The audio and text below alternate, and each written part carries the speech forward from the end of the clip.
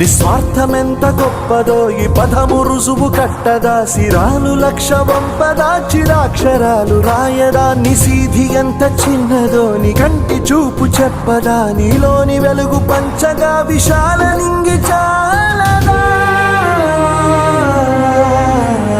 మనుష్యులందు నీ కథ మహర్షిలాగా సాగదా, మనుష్యులందు నీ కథ మహర్షిలాగా సాగదా.